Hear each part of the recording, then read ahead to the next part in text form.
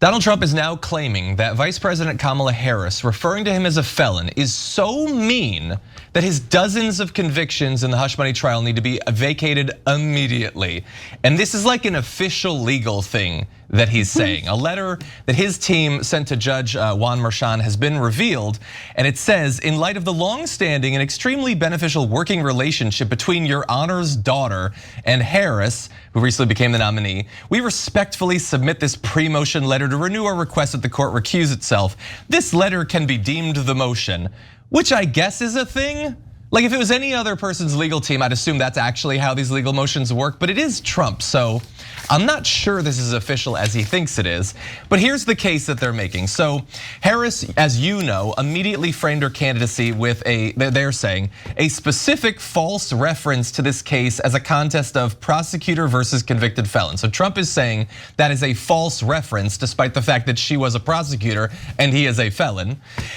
Your Honor has insisted on maintaining an unconstitutional gag order, which they capitalize, backed by threats of imprisonment made during the trial that prevents President Trump from responding fully to that inaccurate attack. They make in this letter no explanation as to how it's inaccurate to present her based on the job she had and him based on the legal classification he now fits under. The gag order prevents President Trump from engaging in constitutionally protected speech by drawing attention to the obvious connection between the Biden administration and the prosecution team. Again, as before, they make no explanation as to what this supposedly obvious connection is. No candidate for office, much less a presidential candidate, has ever faced such an insidious prior restraint. And so that is now something that the judge is going to have to rule on. By the way, that is only one of several ways in which the Trump team is still trying to vacate the verdicts against him. And look, I'm assuming that his legal team was involved in this. I do think that Trump might have had more of a hand than usual, mostly because a lot of words are capitalized that don't need to be. And that just sort of stinks of Donald Trump. But again, I'm not a lawyer. I share that with Alina Habba, but my suspicion would be that this is not gonna work. Hey, don't scroll away.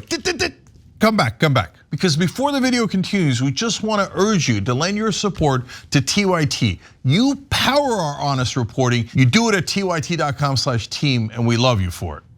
But what do you think? Okay, so I'm gonna get to how Donald Trump crying over this is a disastrous idea. But first, a fun fact I've never shared before, just because John mentioned it. Is this real or not? I'm not sure, because you'd have to look into the legality of these type of letters. But I do know sometimes people do things like this, because when I was running for office this time around in the primaries, since I'm a naturalized citizen, we had a lot of legal issues that we had to deal with, right? And so 98% of it was perfectly legitimate. We went to court, etc.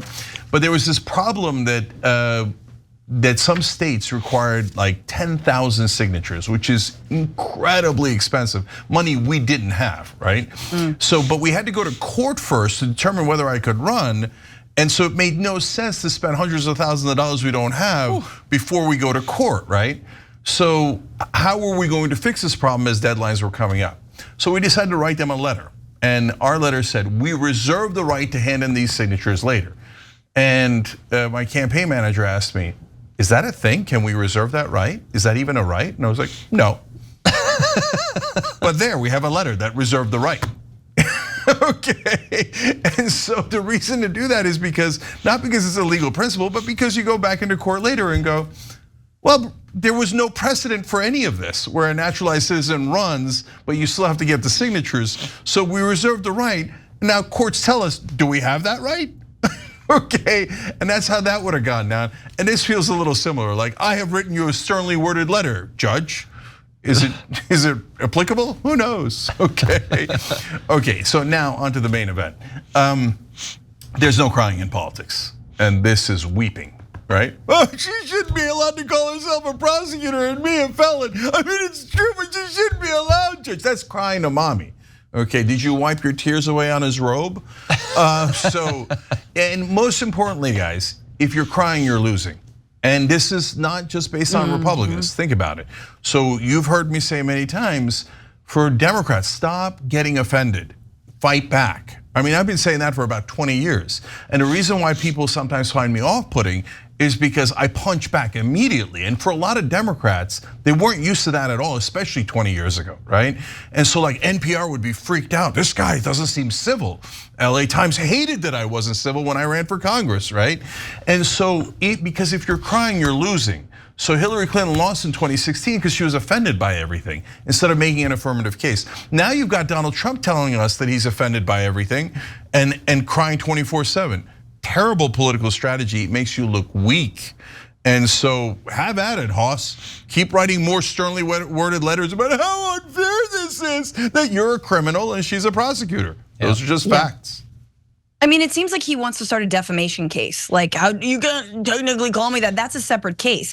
He's asking Juan Merchan to vacate the ruling that a jury delivered about the hush money payments and the financial fraud that took place in order to make those payments, which is illegal in the state of New York.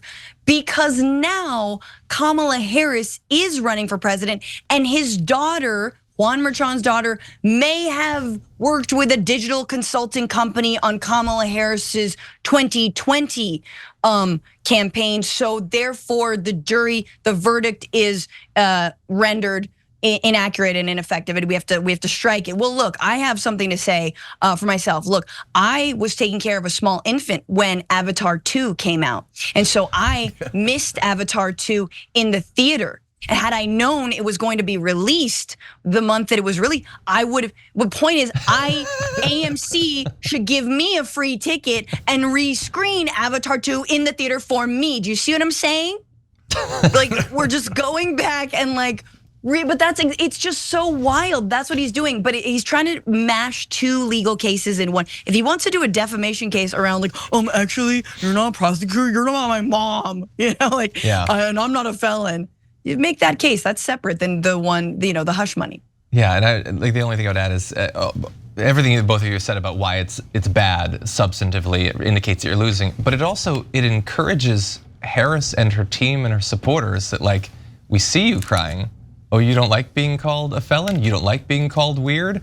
I wonder what I'll spend the next few weeks doing.